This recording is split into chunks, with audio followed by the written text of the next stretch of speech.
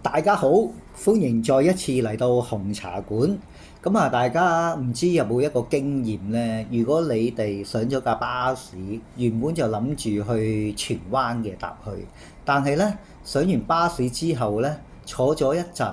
就發現到呢，原來架巴士呢就係向緊呢個柴灣方向去嘅，即係搭錯車所謂。大家會唔會繼續搭呢？即係寧願個方向錯，都將錯就錯呢。為咗就唔想浪費咗，俾咗個可能10蚊8蚊嘅車錢，繼續錯落去呢。嗱，好多時咧，當問呢個問題嘅時候咧，可能會覺得話，梗係會落車啦，係嘛？明明我係想去荃灣，咁而家向柴灣個方向，咁即係永遠去唔到個目標啦，係咪？另外仲有一個問題。有啲人咧就入戲院睇戲啦，睇咗可能大概半個鐘，發覺套片咧睇極都唔明佢講緊乜，即係所謂一套爛片。你哋又會唔會即刻離場咧？定係為咗俾咗嗰100幾廿蚊嘅戲飛錢，繼續磨埋剩餘嗰個幾兩個鐘嘅時間咧，為咗就唔想浪費俾咗嗰百零蚊或者幾廿蚊嘅戲飛錢咧。喺現實嘅環境咧，當問呢啲問題咧，可能好多人咧都會話：梗係即刻離場啦，爛片無謂嘥我啲時間啦，搭錯車即刻落車。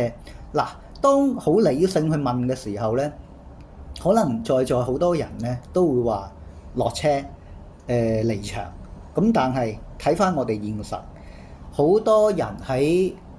投資股票，大家都好多呢啲經驗嘅，就係當隻股票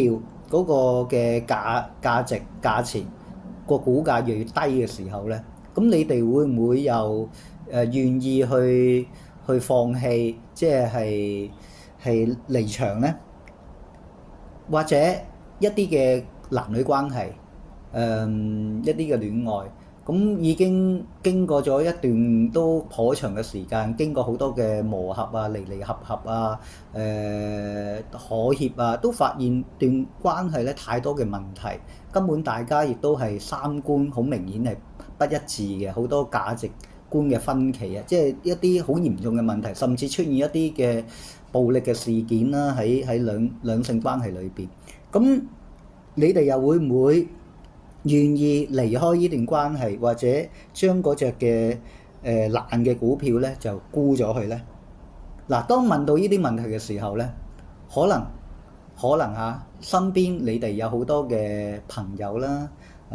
或者喺電視上見到好多嘅例子啦。原來喺現實嘅世界咧，往往人咧係會繼續沉醉落去嘅。呢個嘅現象咧，就係我哋今日要講嘅沉沒成本嘅謬誤啦。嗱，沉沒成本嘅謬誤咧，喺現實生活咧成日都會發生嘅。點解會出現呢個嘅思想上嘅一個嘅盲點位咧？嗱，個機制咧就係點嘅咧？個機制就係咁嘅，就係因為人類咧好得意嘅，係總係想咧追求一啲表面上嘅和諧嘅穩定嘅。即係人咧好中意穩定嘅，揾工又係中意穩定，總之乜嘢都係需要穩定啦嚇，係唔中意亂嘅。一亂咧係有種嘅不安感啊，冇一種嘅安全感，就會有一種恐懼嘅。咁所以人咧永遠都係想追求一啲嘅和諧，甚至係表面上都好嘅，咁先有嗰種嘅信賴感。反覆無常嘅，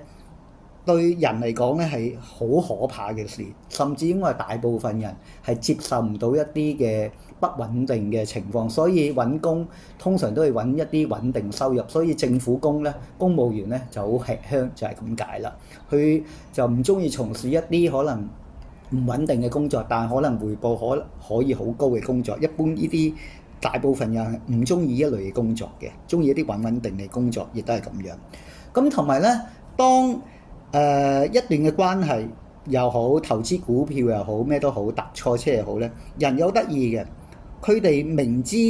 喺理性上就算係明知係錯咧，點解都唔會話突然間離場咧？就因為如果即刻離場嘅話咧，出嚟個感覺會係點咧？就會覺得話喺自己判斷錯誤喎，嗰種嘅感覺咧，就會有一種追悔嘅感覺，係非常之唔好嘅。咁啊，寧願帶住一個自我嘅欺騙，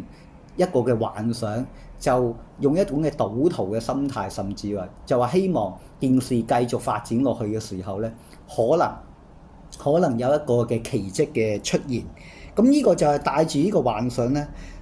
啲人咧會繼續沉醉喺裏邊，更加投資更多嘅時間嘅成本又好，金錢嘅成本又好，特別一啲嘅關係，男女關係就係啦。當明知係應該要分開分手，甚至嚴重到可能有啲結咗婚應該係要離婚嘅，咁當佢哋唔去作呢個理性嘅決定嘅時候咧，佢哋會繼續抌好多嘅所謂嘅沉沒成本係咩咧？時間。當越糾纏得越耐咧，嗰種嘅依戀咧就會越深，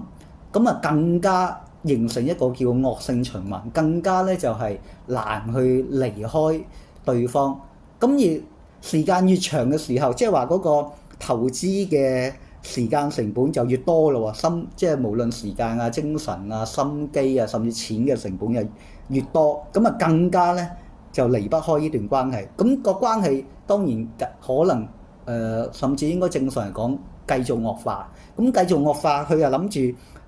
再等，咁一等再等。我見有啲嘅人咧處理一段關係咧，明知已經唔得嘅，佢都可以糾纏咗足足咧10年，最後先真係兩敗俱傷嘅情況咧，先分手或者離婚嘅。即係呢啲係喺現實我見過好多呢啲咁嘅事例嘅。咁啊，呢啲冇嘅，其實都係因為人性嘅盲點，就係一個叫做沉沒成本嘅謬誤啦。咁啊，所以咧，大家咧當面對呢啲關係好、投資又好咧，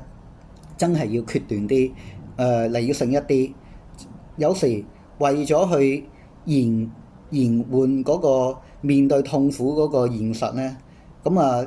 雖然短期內會得到嗰種表面上嘅和諧穩定，但係長遠咧個損失會更加大嘅。即係所謂嘅長痛不如短痛，就係咁解啦。咁啊，希望今集幫到大家。希望大家都可以免費嘅訂閱啦，點讚同埋分享出去，同埋再提一提大家